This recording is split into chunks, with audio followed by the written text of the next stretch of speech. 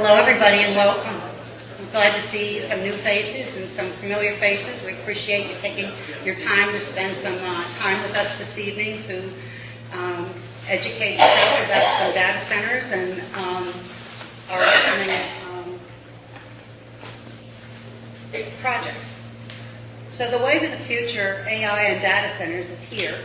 While we welcome growth in technology, it's not too much to ask for proactive measures to be in place before the actual construction takes place. Proper language on the comprehensive plan is very much needed as these proposed data center projects are moving at a very fast pace.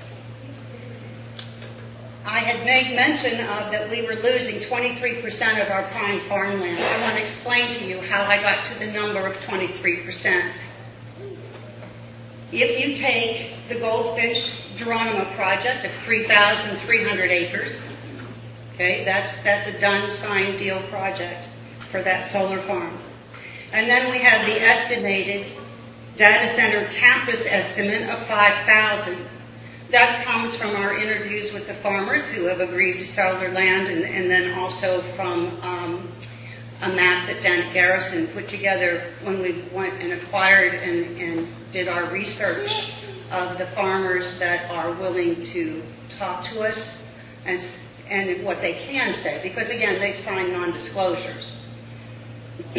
So we come up with that total of 8,300 acres of prime farmland has been designated for the wave of the future. Now, how do I get to the 23%? The comprehensive plan provides that total. The comprehensive plan states that there is 35,780 acres of prime farmland.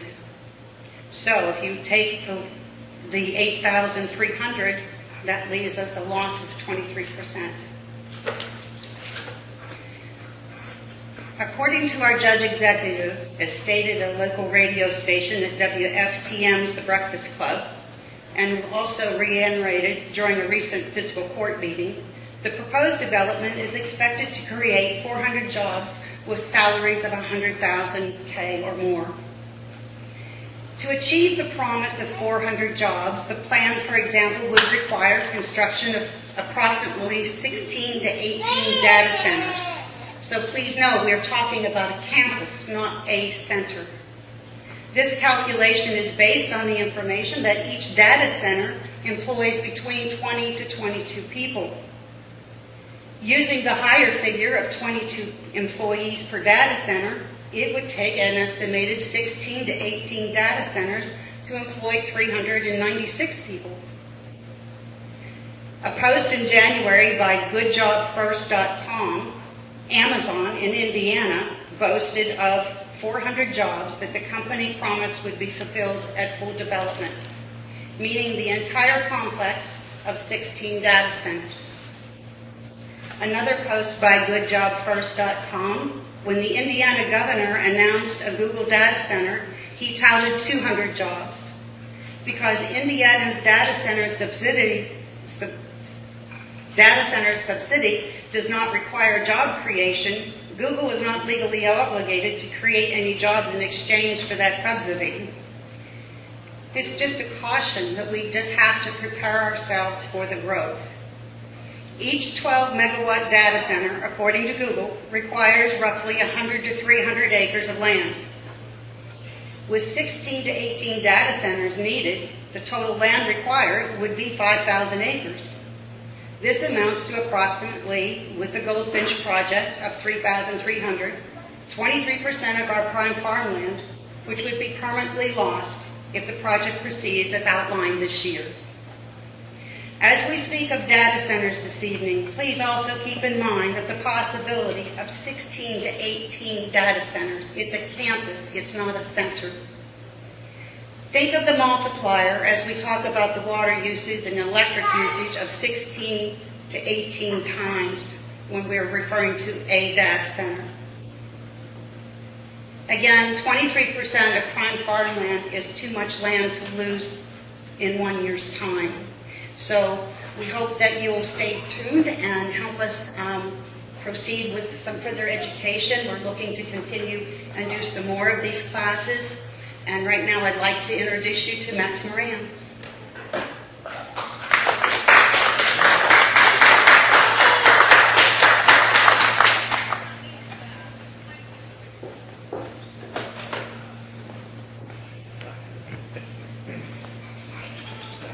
Thank you, ma'am. So good evening, everybody, and thank you all for coming out. This is one of our first major functions as we've started to get guest speakers at our events we're holding now, so we have a better understanding of data centers and also help the community understand what we're getting at. Got a brief little speech I want to read to you guys here. So I want to formally introduce myself. My name is Sherman Maxwell Moran. I'm the current active president and executive director of the group We Are Mason County Incorporated. Of course, again, thank you all for coming out. We truly appreciate your interest, and our goal is to provide the community with ongoing education about the increasing demand for our prime farmland.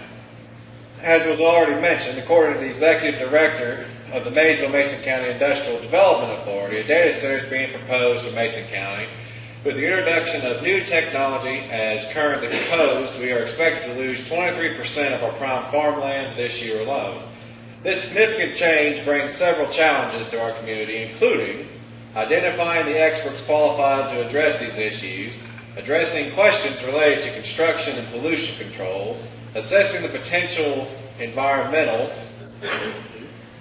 impact, determining how our infrastructure will support the new technology in terms of power and water supply while ensuring that Mason County residents continue to have access to water, electricity, and a healthy environment. We Are Mason County is committed to providing an education for the community. We hope to see you at our future educational events where we will be continuing to address these important topics. As we navigate this new and uncharted territory, our research team is dedicated to finding credible experts and delivering up-to-date information to the people of Mason County. It's my pleasure this evening to introduce everybody to our guest speaker, Elisa Owens, Senior Campaign Organizer, Sierra Club, who has the following education and experience: a bachelor's degree in political science and English from Emory University, a master's degree in international relations and economics from Johns Hopkins, Masters of Divinity from Princeton Seminary, professional experience in energy economics and regulation at the National Economic Research Associates in Washington, D.C., Senior Project Manager for Latin America at the International Institute for Energy Efficiency. Everybody, please welcome Elisa Owens.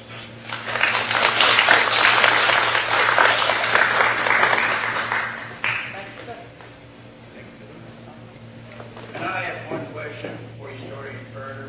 Just what is a data center? What does it do and why is it going to affect me? And will it cause higher? And will it cause your hair to fall out? Is that what you said?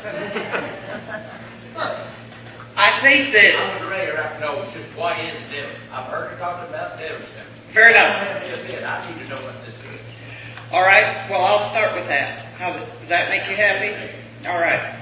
So, a data center is a large warehouse that is full of computer banks. And it holds data and it puts computers together. Then you see together to do a task that had been assigned to them by the owners of, either by the owners of the data center or by the tenants of the data center, depending on how the data center works. So basically, you don't have a lot of people doing much in there. You have computers processing information.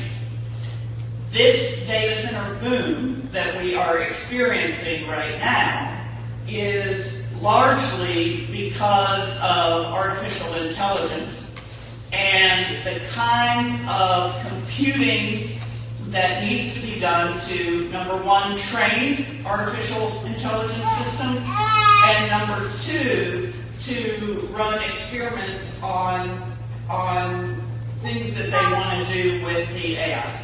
So the data centers are very important to allow advancements in the field of AI. And that is why there's so much buzz about them. And I'll be saying more, but does that help? Thank you. Good. I'm glad we could. I did not know what, I heard you talk about this. I said, well, what is it? Fair enough.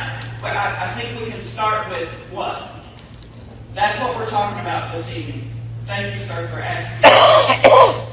Before I go any further, let me thank you for having me here. My name is Elisa, and I am thrilled to be here.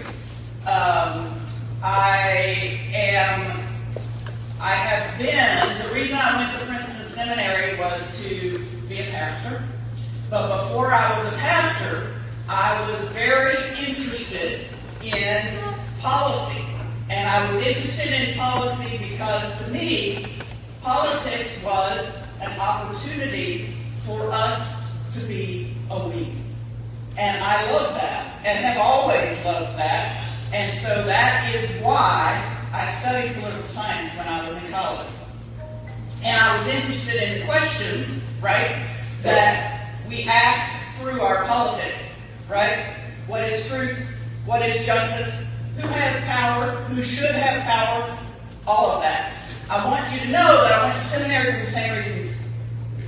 Same question, right? So, I am back in the more policy-oriented stuff because I think that they are questions that we should not be afraid to ask together. And I hope that I can facilitate your asking and answering of questions this evening. I work currently for the Sierra Club which is a national organization. We've been around for a long time, almost 150 years. We were started by John Muir, who had the idea for our national parks, which I think is a really good idea, and I'm very happy he had it. I love the national parks. I love to hike. I love to be out in nature. That is the place where I often feel closest to God. So, why am I here and not in the pulpit? Well, I'm here because I also have 2 children, and my children are 16 and 13, and I want a livable future for my children. And back in Washington, after I graduated from school, I learned a lot about how the energy system works, and I'm actually the energy organizer for the state of Kentucky. And what I want to do first, besides tell you about what we do real quick, is I want to explain to you why the energy organizer is talking to you. Because that will be an important thing for you to understand, right?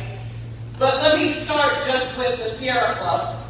Everybody that works for the Sierra Club in Kentucky is from here. I was born and raised in Louisville, and I still live in Louisville. I have ancestors that go back here in Kentucky and to about 17, just from the beginning. Most of those ancestors were in Shelby County. And so, I have 2 daughters, and I want them to be able to grow up with clean air, clean water, and a healthy natural systems around them, healthy land. That's why I'm the energy organizer.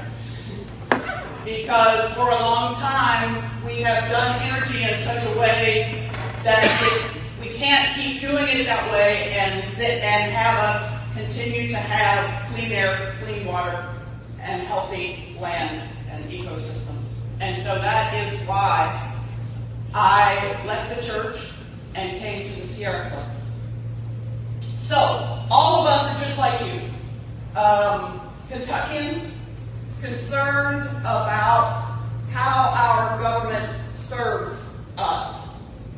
We are interested in building grassroots advocacy in the state of Kentucky. And that's why they pay me to come and talk to you about data centers, right? Because we want you guys to know what we're doing. We want policies that put people first. We research, we organize, we teach, we collaborate.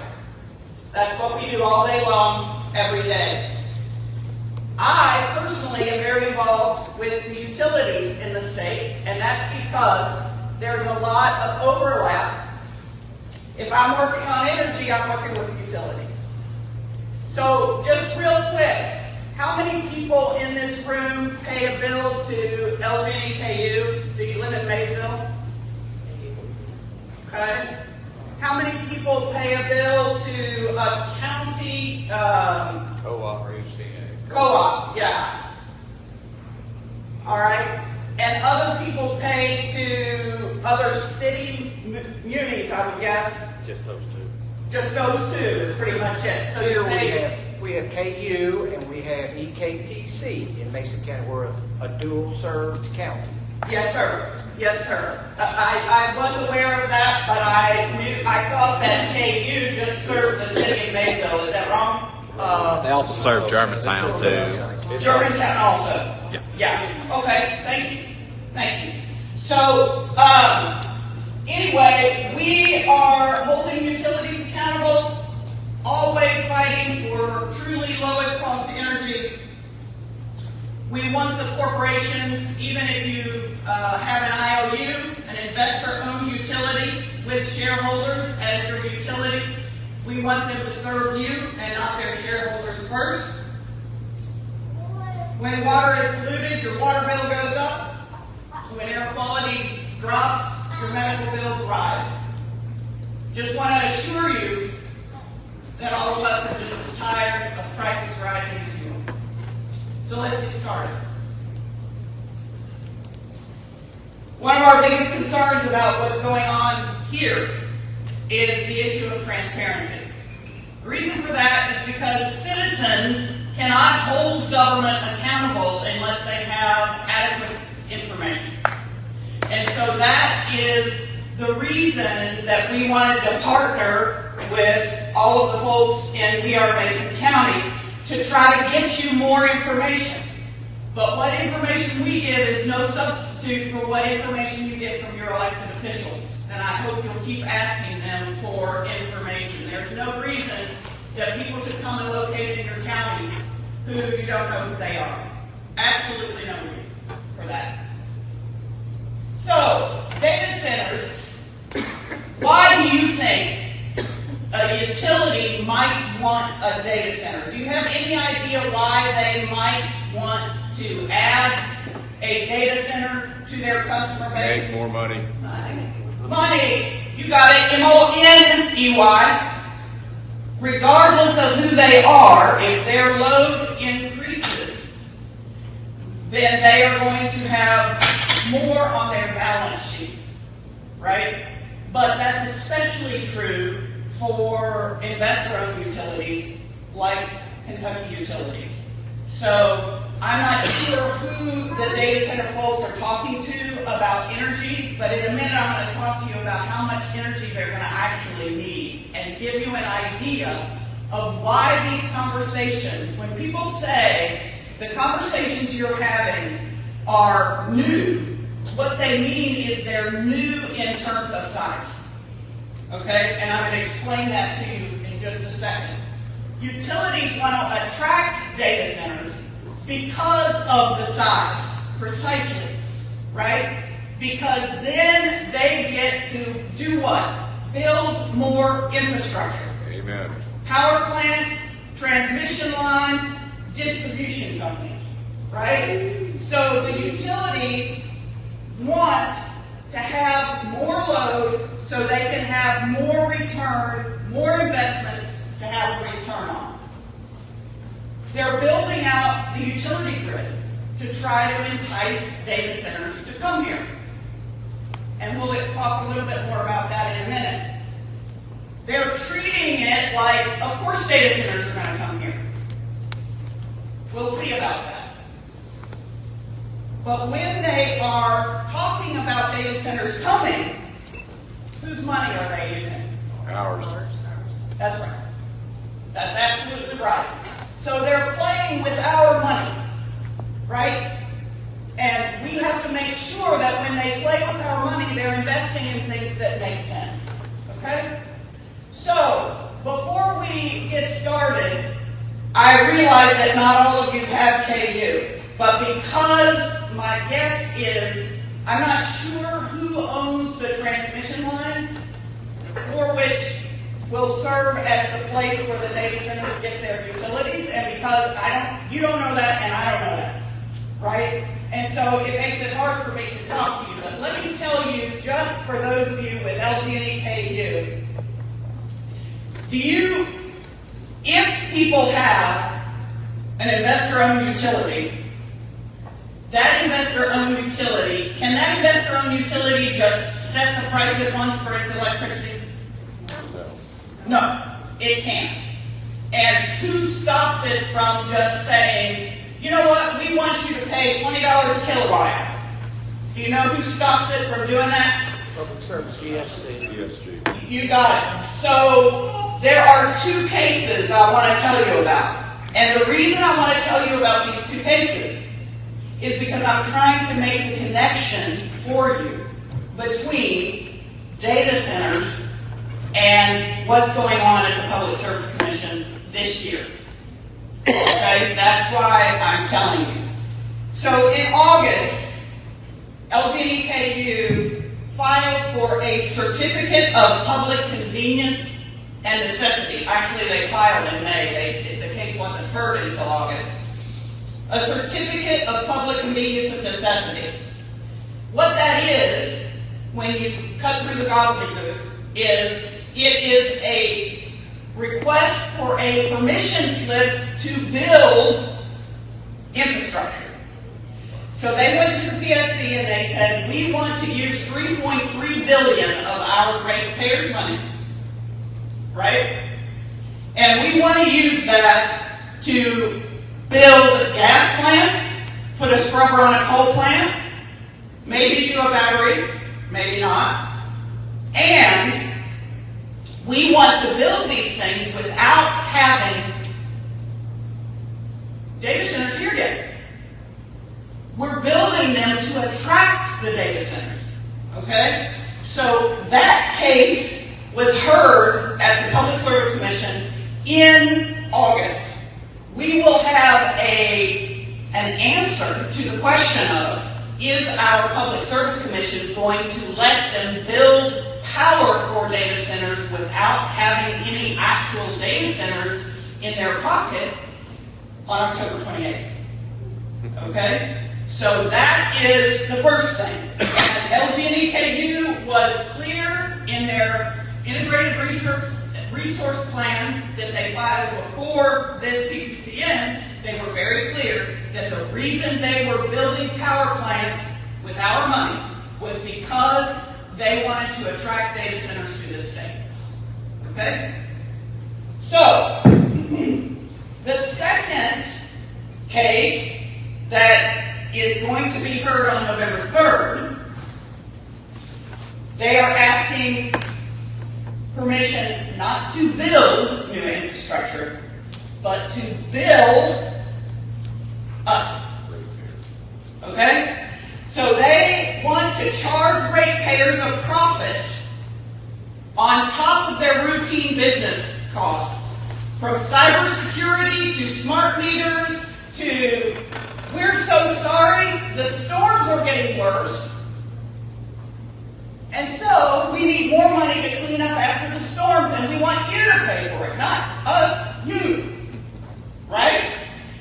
They also, in this rate case, are going to have the Public Service Commission approve, they hope, an extra high load factor tariff.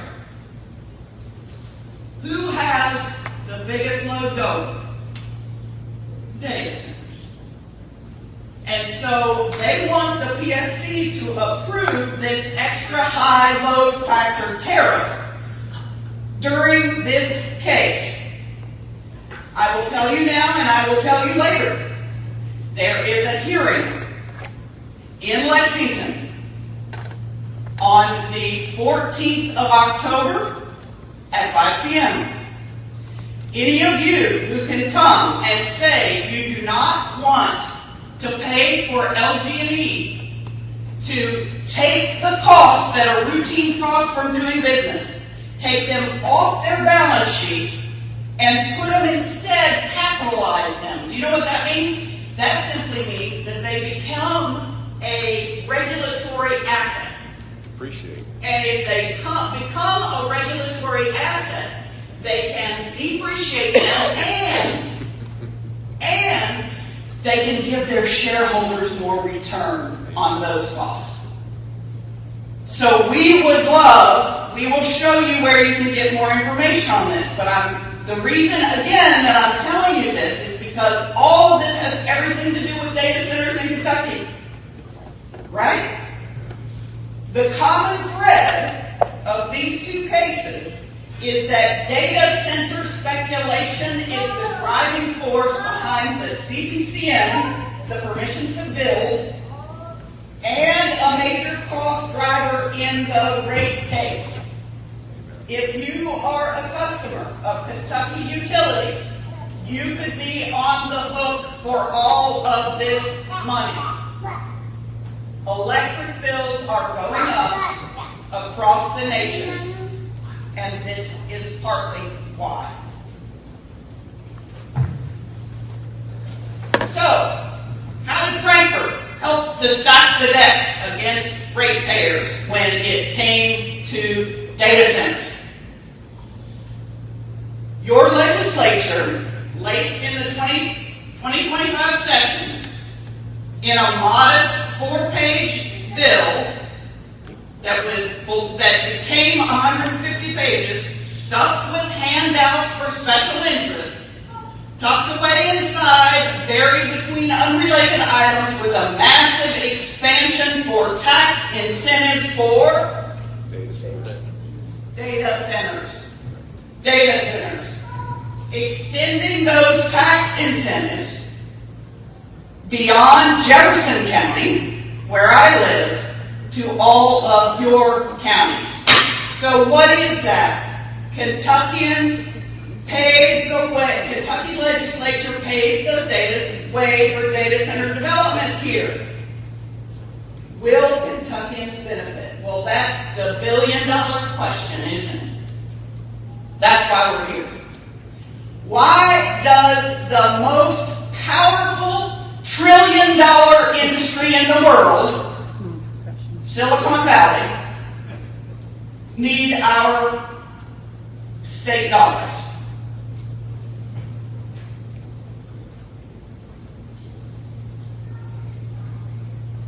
Who's going to pay for these data centers in Kentucky? Just want to talk to you now, having set the stage, right? This is why an energy organizer is talking to you about data centers. You're starting to get it, right? How data centers are impacting ratepayers and the communities and where they locate. The first thing I want to show you with this slide is you're not alone. You are not alone. It's happening all over the country.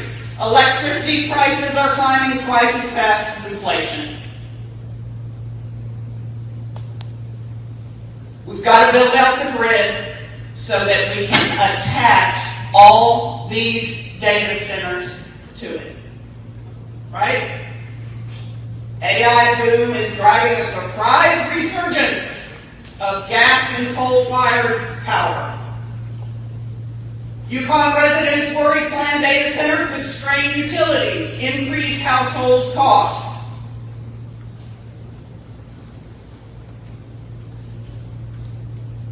I want to talk to you a minute about the scale of the challenge. Yours is big. Yours is big. If you're going to have data centers on 5,000 acres, that's a lot of data centers. That is not one data center. It just doesn't make sense for it to be one data center on 3,000 of acres. Getting a sense of scale. First of all, let's talk about how electricity is measured. 1 megawatt powers what you see in this picture. 400 homes and a school. But we're talking, when we talk about data centers, we're talking about gigawatts. So let's move on. How big is a gigawatt? Well, a gigawatt is 1,000 megawatts. A gigawatt will power 200,000 homes, 25,000 businesses, 5,000 large commercial areas. Orlando, Florida, 1.2 gigawatts. Just keep that in mind. Okay? What they're telling us is that 4 large data centers, like you see in this picture, you see they're just white boxes. And they're full of computers, racks and racks and racks of computers. 4 large data centers, 1 gigawatt. That is a lot of power. That is Orlando added to your grid. Okay? So if you've got 1,000 megawatts of data center power, you've got Orlando coming to Mesa in terms of power build-out. Okay? Now, I don't know how many megawatts we have here, but that's why you have to have that information. Right? 1.25 1.25 gigawatts? megawatts at the power plant. That's what they put out. That's what your power plant puts out, but is it a gigawatt? No, it's meg. Yeah, it's megawatt. The About 1,200 megawatts. Okay, so 1,200 megawatts is 1.2 gigawatts. Yes. The proposed data centers that's filed with Eastern Kentucky Power earlier this year, that Eastern Kentucky Power filed, says they have a customer that wants 2.2 gigawatts of power.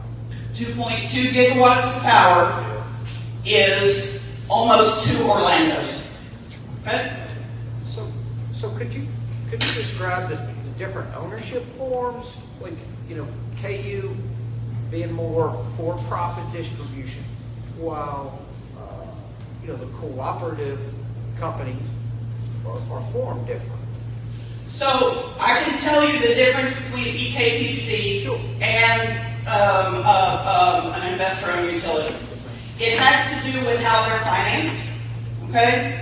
An investor-owned utility has 2 ways of making the large investments that are needed for electric power. Okay? One of them is debt. They can go to the bank like you can. They take their balance sheet. They say, look at the millions on this balance sheet. Don't you want to loan us money? Because this balance sheet is the one that's going to back up your risk of giving us money. Right? That's debt. You also have, with investor-owned utilities, equity. That comes from people who say, oh my God, look at all these data centers. I'm going to invest in a utility because they're going to make lots and lots of money soon because they're going to connect to data centers that are doing artificial intelligence, right? And so the equity comes from people who are saying, I got $100 in my pillow. I'm going to give it to AI, artificial intelligence. And I'm either going to give it directly to the AI companies or I'm going to give them to the utilities that are going to serve the companies. Right?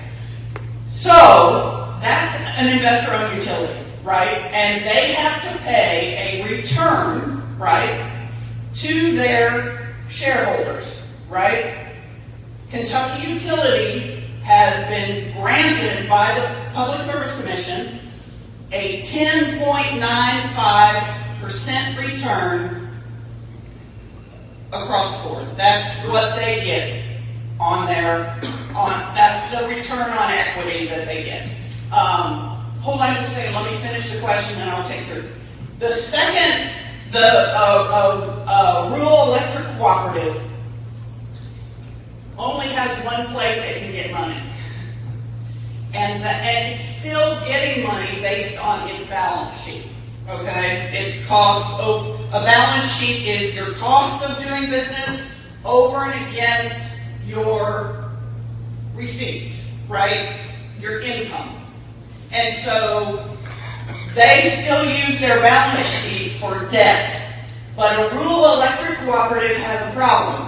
And the problem that it has is that because the customers are so far apart, because a lot of them are in rural areas, that's why they're called rural electric cooperatives, they get their money from a special place embedded in the U.S. government. And so they don't get a return on equity, but they still pay their people, especially their CEO, really well, right? And so their top people get paid by how much they can lower the costs and increase the profit margin, right? So your question, I'm not sure exactly what you were after, but that's the incentive that EKPC would have. Well, but doesn't their profit margin go back to their users? I mean, to the people they serve? Well, it depends. EKPC is a generation utility. Okay? So if they have a whole lot of extra, then it might be returned to the customers through the generation. But if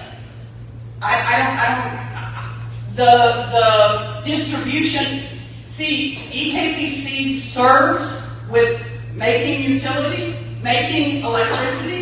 It serves, I think, 11 distribution cooperatives, right? And so it's complicated because the generation money, if you're paying too much on your generation part, your making of electricity, then it may come back to you, it may not. You'd have to ask the KBC. Well, and then also in August, the cooperatives, I think, filed for a tariff, the DCP tariff. So is that the same tariff you were describing, where generation, transmission, and connection? These large load tariffs try to protect ratepayers, right? But the problem is you've got to put these large load tariffs in place before you ask for the build out of the new infrastructure. EKPC, I believe, is managing to ask for the tariff first. The difference between EKPC and LG and EKU is they ask for the infrastructure before they've gotten the tariff approved. So in our view, that does not protect customers. But if EKPC is lucky enough, right, to get theirs, go ahead and get theirs, then the ratepayers in the cooperative are more protected, right? Okay. So what you have in front of you is a map of data centers in the United States. Hyperscalers are the companies that you've heard of. Google, Meta, Amazon, who else? Tesla. Well, Elon has he's doing a lot of AI research, I think. Alphabet. Alphabet? Google, yeah. Anyway, hyperscalers are these Silicon Valley people that are taking tax breaks left and right. Sir, did you have a question? Yeah, I'm still trying to make sense of, I'm still trying to compare this gigawatt power usage to any other large-scale industrial operation in Kentucky. Who is Kentucky's largest? Fair enough. So, do you know Blue Oval? No. Okay, so Blue Oval is the Hardin County battery factories Okay. that Bashir recently brought Okay. here. What's their use? So one factory is 270 megawatts, and the other is 270. So when they build out both factories, you're going to have about 530. What about Georgetown? Toyota in Georgetown? I don't know to be able to tell you, but my sense of things, obviously, if you've got two factory lines, right, 1.25 gigawatts, right, is a whole lot more than anything else you're going to have in the state. Like, a whole lot more, right? You're talking 250, 300, even an aluminum smelter. I could get Google an aluminum smelter and see how many megawatts they use. That would probably be the most you would get. So here we have the hyperscalers and leased data centers. I just want you to know the difference, because leased data centers are companies like QTS is one, who are building data centers the way that LG&E is building power plants, hoping that the data centers will come. Okay? They build the data centers and then they rent them to all kinds of different companies. So then you've got two layers between your electric power company and the tenant. You've got the owner of the building, and then you have the tenant, right? That opens up the possibility of more obfuscation, which is a problem, right? Sir? Did not Big Rivers lose their aluminum plant down in western Kentucky? Did they not have to close, or? They've got one that's curtailed. It Okay. might come back online. All right, the other thing, don't power companies, cooperatives have like carte blanche to the Commodity Credit Corporation? I don't know. Okay. I That's where can't. money comes from, or used to come from. That is likely the place, Yeah. but I'm not totally sure. I just know that it's embedded somewhere in government structure. Okay, sir. So Nucor Steel in Gallatin County, which is an electric steel plant, it says uses, wait, I lost it. Give me 1 second. Yeah. Between 150 million and 260 million kilowatt hours. But see, we're talking about two different things. A kilowatt hour is how much electricity you use over time. So we need to know the unit of time, and then we have to figure out what the megawatts are. Tell me again what you said that was. How many kilowatts? Between 150 million kilowatt hours. Okay, that's 150 megawatts. Okay. A megawatt is 1,000,000 kilowatts. There you go. Thank you. Say that again. What did you say? So the steel plant uses 150 megawatts of power, which is a lot less than 1.25 gigawatts that we're talking about for a data I center. think it's important that people understand it's a megawatt hour. That's every hour. That's what they're pulling. 24/7. 24/7. Right, it's It's a meg- 24/7. It's a So the megawatt hour. difference between a megawatt hour and a megawatt is, if you have a hose, megawatt is the size of the hose. How much electricity can you get at any one moment, right? Going through that hose. How much water can you get going through that hose? The megawatt hour is all the water that you put on your garden as the water ran through the hose all day long. Okay? So that's a different measurement, right? A megawatt hour is how much electricity you use over time, right? And a megawatt is the capacity that you could use at any one moment. Okay? And an aluminum plant and a steel plant employ a lot more people. Yes, they do. Sir? So going back to your previous slide, Yeah. the difference between a hyperscaler and a leased property Yeah. is ownership, nothing else. Probably ownership, and it complicates because it's not directly. If I'm Meta and I own the building that the data center is in, then you have a direct line to the person actually using the power and the water in your community, right? If you have a leased data center, then you have this shadowy somebody who is the owner of the building who may or may not be willing to tell you who's in the building. And that is a problem because you need to have a relationship with the person who's coming to your community to extract all this water and electricity, right? So data center growth is spreading. The dark blue is current data center capacity. Okay, you will see that Virginia has the largest data center capacity in the nation.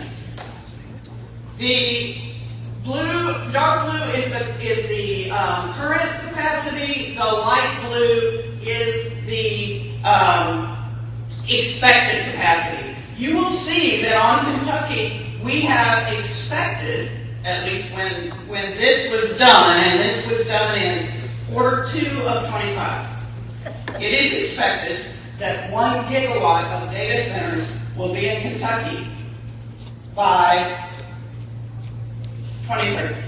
So I don't know who these people are that are going to use 1.2. Somebody needs to know that. This information, by the way, is taken from S&P Global Intelligence, and it represents full facility utilization for known operational under construction and planned. No crypto mining is involved in this. I just want you to know where this information is coming from. The other thing you need to know is that the utilities are talking about economic development and data centers, right? I think we could talk to them about what economic development really is and whether we really need more jobs to call it that. But just 23 utilities claim 700 gigawatts. Okay? That is 700 Orlandos added to our national grid. 700 Orlandos would consume 30% more than all the electricity of all purposes in the United States today. So we have internal research for this, and what we found out is that if you're Silicon Valley, you want the best deal, right? So how many county governments would you come to promising to locate there? As many as would see you.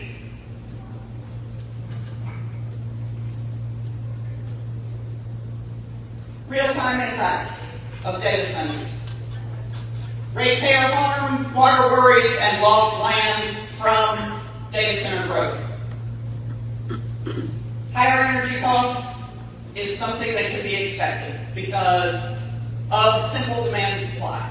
When you have economics, when there's more demand, the price goes up until you have the supply of it. Yes, sir? Well, I 100% agree with your assessment of KU trying to pre-buy the rate. But wouldn't you agree that if the cooperatives tariff passes and these entities have to pay up front for 100% of their generation, transmission, and electric usage? That's not what they're paying for. Ma'am, that's what the tariff. No, the tariff. Let me tell you what the tariff is. The tariff is 80% up front for capacity. 100% of all inputs into. I mean, that's what Lane Report says, and that's what the EKPC. I don't know. I would be happy to talk to you about it. Ma'am. I'd be happy to talk to you about it offline because EKPC is different than I know that LG and EKU. I agree with you on KU. KU actually turned in or submitted as evidence for their PSC that they had a data center project here in northeastern Kentucky. They did. There was a little bit of interest, but it was pie in the sky. And right. So I agree with you that. Yeah. Yes, ma'am. Yeah. Sir. This is where the confusion lies. Who's paying what? That's right. Anytime you connect to the grid. Right. Right. Now, we do know where our energy policy has put us in this position in this country. Mm-hmm. We currently sit under the footprint of PJM here. Yeah. Okay. PJM has set all-time high capacity auction prices in the last 2 auction terms. Exactly. Has resulted in a significant price increase for the electric ratepayers across the region. Us, not so much. Jersey is seeing crazy stuff right now. PJM is telling us all to be prepared to pay 5 to 10% more. The last auction did not go as high as it could have because of Shapiro putting a cap on it, working with PJM for this last year's auction. What scares me with all this capacity, we don't have the energy to fund this stuff. We don't have the generators out there. Not right now. No. Right now, this last capacity auction, which sets our rates indirectly, we have now seen our demand reserve capacity. That's the energy that's in reserve, that's available for demand. We have hot weather spells, cold weather spells, has gone below the lower threshold than we ever anticipated of 20% in PJM. Yeah. They're saying with this load growth that we're seeing by 2030, it's going to be to 5%. That means our light switches aren't going to always work when it's hot and when it's cold. Certainly what I would say. But here's my point. Yes, sir. We don't have anything in writing. We don't see anything that's specific of who's going to pay the whole boat. The answer to it is very simple. Don't connect them to the grid. Right. Make them build their own energy source, their own power plants, and direct line to their plants and get them off the grid. And guess what? That's not going to impact me. And the utility owners are going to get their guaranteed 10% for building out transmission, interconnection, and all that, which I pay for. I don't disagree. If the load to demand capacity or the supply to demand capacity is already low, shouldn't we be expanding production anyway? Production? Let me generation? Yeah, generation. Let me stop you for a what's second. in the queue? There's nothing in the queue. They're not building right now. Well, no, but shouldn't they be? Gentlemen, we can have a debate. Let me finish my presentation, and then you guys can talk to each other. All right? All right. So we've got higher energy costs. We've got a portion of fixed costs that we might have to pay for. The question is whether or not we're going to be able to keep pace with demand. Utilities would need to import more power and could be more susceptible to spikes in energy market prices, which is what he was talking about. Okay? Data center-driven electricity transmission build-out in PJM region puts West Virginia ratepayers on the hook. We need to know what infrastructure belongs to the data center and what infrastructure belongs to us. There is too much common grid language, and I think in terms of the high load factor tariffs, in the case of KU, they're asking for the build-out before the tariffs even been approved. And we need to not only have it approved, but have it required. So those are two different things, right? The PSC could say, okay, we're going to protect ratepayers with all these prepayments, but what if the Silicon Valley says we can get a better utility rate over in Virginia and we're gone unless you give us a better rate? Right? So that's why you have to not only have your PSC approve the tariff rate, you have to have them require the tariff rate so that there can be no negotiating on the electric rates. We do not want to leave ratepayers holding the bag for all kinds of build-out that doesn't get used. Okay? Yes, sir. To your point, can you explain the process for people to do what you just asked? I can. In fact, I have a friend sitting over here, Lane Goldman, who works at the Kentucky Conservation Committee, and she has a flyer about the rate case that has a QR code on it that you can use to submit a comment on the rate case and on the tariff. Okay? So, two things, and I'll just say this real quick. Out in the hallway, if anybody wants these slides to read carefully, you may have them. They are not proprietary, and there are no NDAs. Okay? You may have these slides.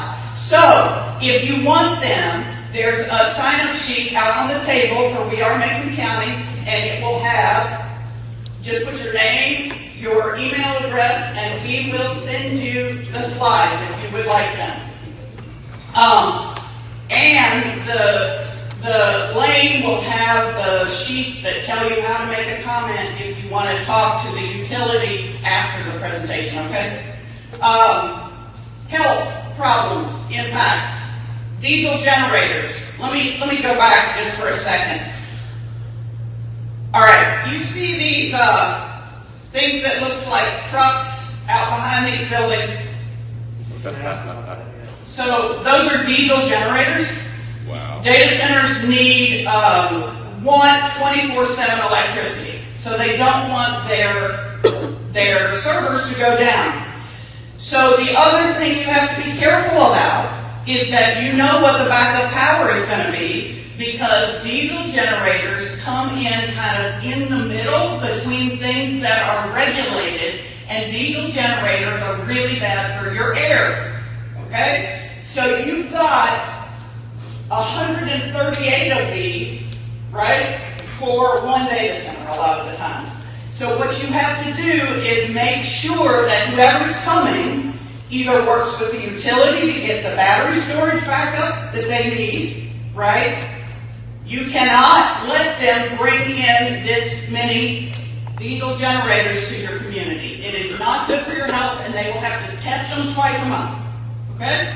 So just be aware of that. That's the backup generation for the data centers. We also need critical information about data center projects that are hard to find and are not often made public. This is not the first community that has had people try to say that it's proprietary and we can't talk to you about it. Okay? They got to talk to you about it, because otherwise you won't know how much water they're going to take out of your community every year, or how much electricity they're going to need. You run the danger of them making private PPA, power purchase agreement, agreements with the electric utility that may be rates that leave you holding the bag on the infrastructure. You cannot have that. Cost. We already talked about that. We pay twice. We pay with our wallet, we pay with our health, unless we're very careful about how data centers are built out. I'm not saying they don't need to be built out. There will be some communities that want them, but they have to be transparently introduced. You have to be able to have community meetings where you know the answers to these questions, or else you're in trouble. Amen. Shifting risks. Data centers don't pay their fair share. They haven't in other communities in the country.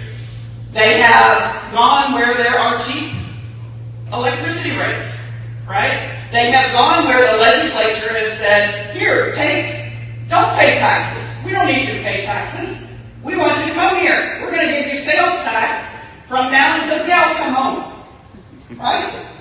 That's too long. That's too long. If you look at this side over here of tax breaks, you can see Texas is looking at $1 billion in lost taxes for data centers that have located there. Virginia is looking at, what do we see here, $732 million. It's a lot of money that are being given to companies that don't need it. There are some, also, data centers can take advantage if people want them. Yes, ma'am. Quick question. Yeah. If a data center has contracts with the federal government, do they waive their property tax? My guess is that they could, but I don't know anything specific about that issue, Jana. I'm sorry, I don't, but I don't. I know some things about some things, but not about that.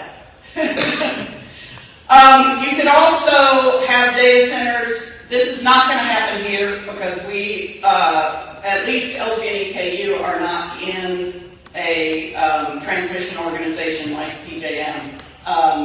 But hookups, you can have data centers that come and want to be hooked up because they're interested in speed to market.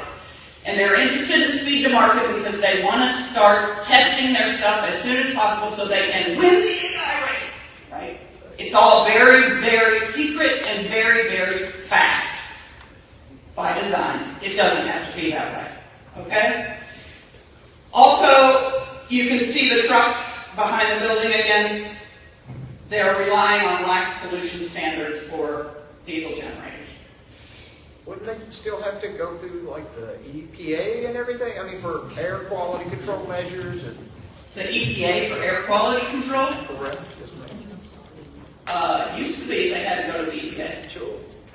Used to be. Lawmakers passed a bill this last session that loosened the standards statewide for how many diesel generators you can have. Gotcha. Which is what actually I think kicked off a lot of the rush now. There you go. Oh, okay. Thanks, Wayne.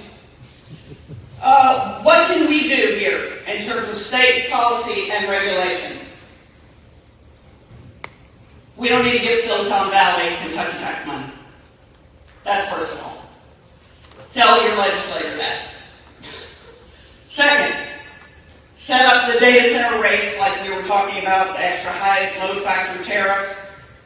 That is going to be looked at in the rate case. If you can tell your PSC commissioners, not only do we need you to approve that tariff, and that won't protect us completely. KU's is only 80% capacity that they're paying for 15 years out. Okay?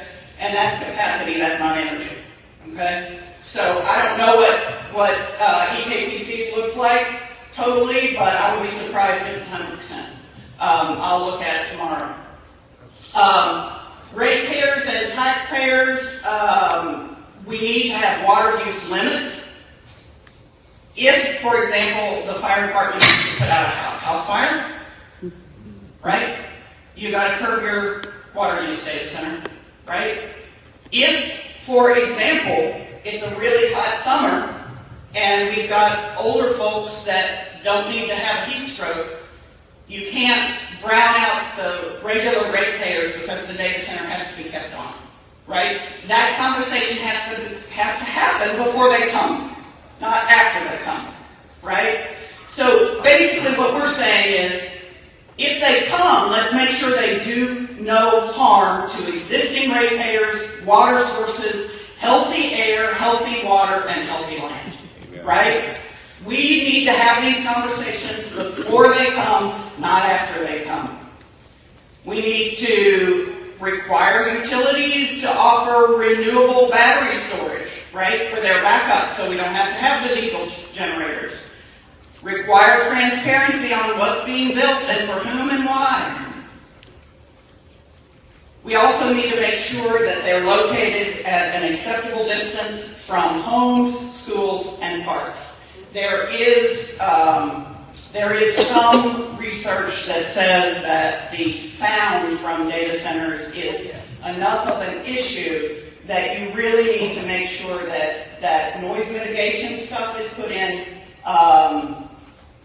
and that you make sure that schools and homes are not close to them. Because they have a lot of security. You can imagine they don't want people in there trying to hack their computers.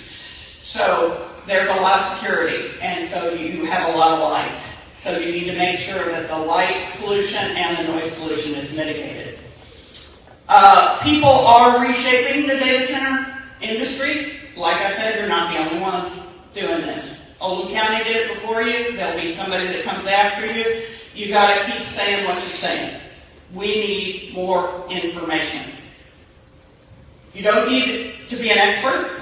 You don't need to know the difference between a megawatt and a megawatt hour. All you need to say is, this is my story and I want to protect my community and the people in it. I am not anti-data center, but I want to make sure that you're not harming the people that I live with and that I love. You can see these are communities that have pushed back on data centers and won. So, most powerful tool for this, your voice, show up and be heard. I know you're doing that. I know We Are Mason County is doing a great job. You can push back on this data center by showing up and talking to your Public Service Commission, because they are aware of everything I told you tonight. These are the meetings that are still going to be had on the rate case, and the rate case is the one where KU's extra high load factor tariff will be approved or not approved. They need to hear from you. We don't want just, well, you can use that one if you want. No, because then the utilities have an incentive to give them a special rate, right? Because they want the load. So you've got to say to the Public Service Commission, you have to make them use this tariff, right? Stay in the know. You can go to our website. We've got lots of resources. You can scan that QR code. There's a QR code on the sheet that Lane's going to hand out. If you would like to receive all the links and resources from tonight's presentation, you can either sign up, as I told you, out at the table, or you can just get in touch with me. That's my email. My name is Elisa. Owens@sierraclub.org. I'm happy to hear from any of you if you have more questions.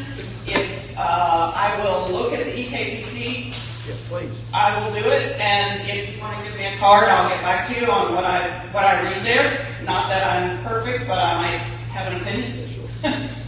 Yes, sir. Does your organization have any kind of teaching aids, helps, input for zoning and planning? We and other organizations like us have ordinances that have been passed in other places for land use, for solar, for data centers, for all the things that people wonder about and are worried about. We have sample ordinances. We're happy to try to help you get a hold of whatever sample ordinance you want. And we're also happy to let you talk to other communities, people in other communities that have already been through what you're going through. Thank you. Anything else? Yes, ma'am. The one thing that I don't understand is our judge executor and our commissioners all signed non-disclosure or documents. Sure. They will not tell the public anything. Well, can I say something about that? Sure. That is partly because this whole thing has been set up as a competition, right? I feel, I think we have to be transparent, but I understand that in order to even get into a conversation about this, assuming you thought it might be a good thing for your community, you would have to sign one of those. Why? Because no company wants the other companies to know what they're doing in AI. And the reason for that is that we are setting this up instead of a let's do this together, which is I think that's the way we should do it, because I think AI in some instances can be dangerous. When somebody says to me we need a race toward the general intelligence, the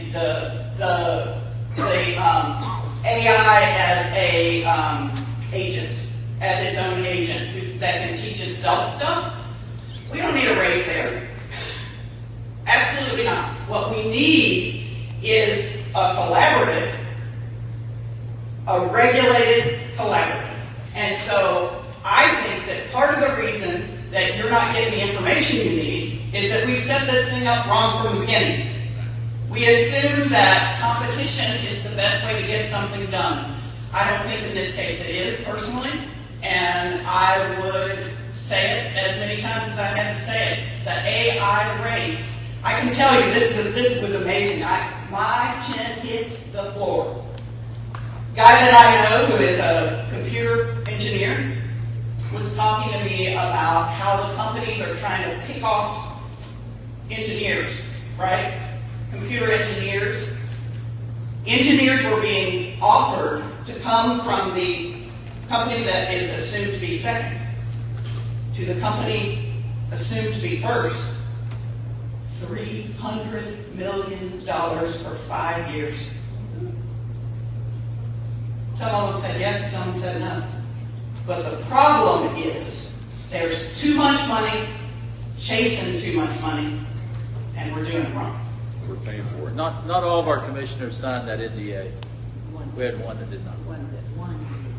Well, and also understand, we use non-disclosure agreements for Flight, PPI, Pepsi. It's wrong. It's wrong. It's wrong. It's wrong. So, It's not the purpose of this. Now, if they're not going to tell us anything, if the commissioners and the judge executive and all, if they already know what's going on, but they're not going to tell us anything, what can we do? Well, you can FOIA stuff at the state level. I've got a list of stuff that you can look for, permits that have to happen, and try to stop them there. You can also vote them out. You can keep saying over and over again, this is not helping us.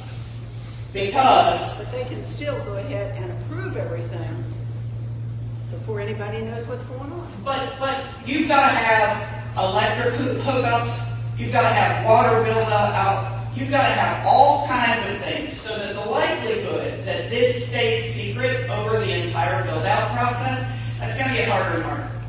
So I'm just saying that you can get in touch with the transparent government committee, you can do all kinds of things to try to pressure them. Yeah, I posted to somebody, I think I might post on the Facebook, or told one of you that you should look into the Kentucky Open Government Coalition. They're a nonprofit, but they are focused on government transparency, and I think they're somewhat aware of this problem when the Louisville situation came up.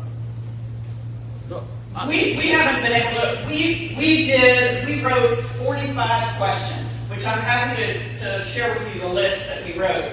We wrote 50 questions that we needed from the mayor of Louisville, for him to help us get the answers to. I met with the mayor 2 weeks ago. How many of those questions do you think I got the answers to at that meeting? None. Two. Yes. Goose egg, man, goose egg. So there's an interesting example, I think it was in Arizona. And I'm not saying I'm pro data center or against the data center. But if you are against it, there is an option. I think it was some town in Arizona, the people rose up and said, we don't want a data center here. So they went to their city council, elected officials, and said, we want you to stop it. So the city council voted and said, we're going to stop any work towards a data center. You have 3 county commissioners here that can do the same thing. And they did, Well, they could still. but they didn't. I think we're And they making. Hold on. This is not a public meeting on the data center here. It's an education thing, and I don't want to start back and forth, right? Thank you. But I'm happy to answer questions if you guys can. Yes, ma'am. So I have 2 quick questions. Is there any stopping this reality? Is it just a future that we're all just going to have to deal with? And 2, how likely is it, considering I now have more computing power in my hand than would have filled a room 30 years ago or something, that these huge data centers are going to be built and then suddenly become obsolete after we've invested all this infrastructure and torn up land and destroyed waterways and so on and so forth? I would say likely. It's just a matter of time. Computing power has gotten more. Plus, when we began the computer revolution, right, we thought that people were going to have to rent space at a large mainframe computer in order to be able to compute things, right? And then the laptop came along. So I don't know where it's going. I'm not a computer engineer, unfortunately. I mean, to me, it's like, I understand probably the inevitability of this, but it seems like we're so ready to go full force into construction and destruction when very likely things are going to change rather rapidly. They very well could. I think that's why it's very important to have a conversation. It can't be the decision of 3 people or 4 people. You need to have a conversation so that the whole community can decide whether or not this is something you want in your backyard. Yes, sir. I don't mean to hold you to one answer, but my question is, say that a data center is approved, it's going to come to the area, there's nothing we can do, the project is happening. What is in your opinion, the biggest risk that if you could say, if you do anything, make sure this is in place?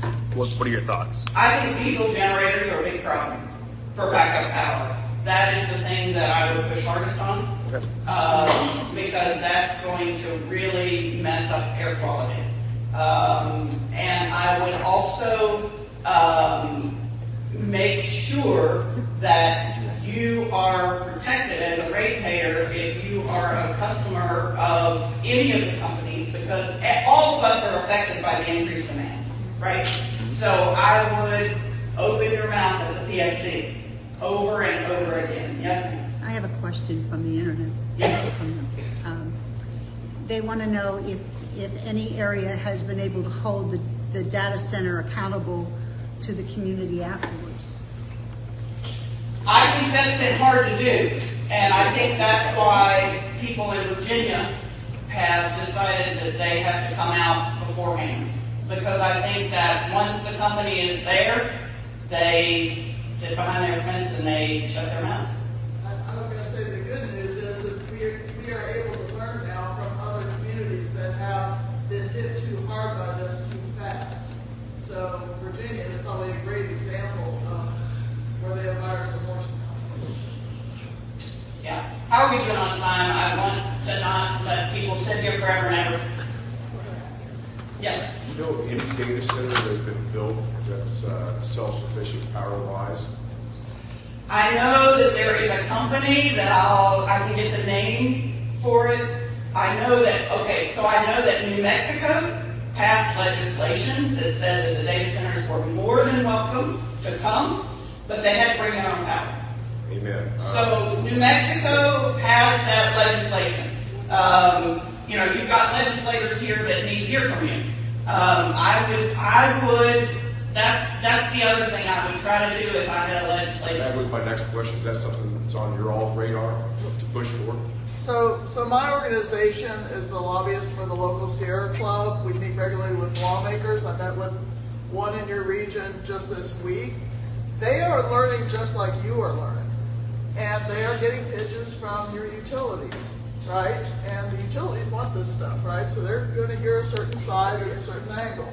So it's really important that you all as citizens are reaching out to your lawmakers. I advised when this meeting was coming up that people invite their lawmakers. I'm also more than happy to send messages on your behalf or sit down with you and your lawmaker and give you that support. So again, Lane works for the Kentucky Conservation Committee, right? Yes. And so that's where you'll find her. She works closely with the Sierra Club also and has been a volunteer for years and years, and she's the one who drove me here. Okay. I am available for questions. I'm available to do this again. I'm available to give you my slides. Let me know how I can help. Thank you for having me this evening. Thank you.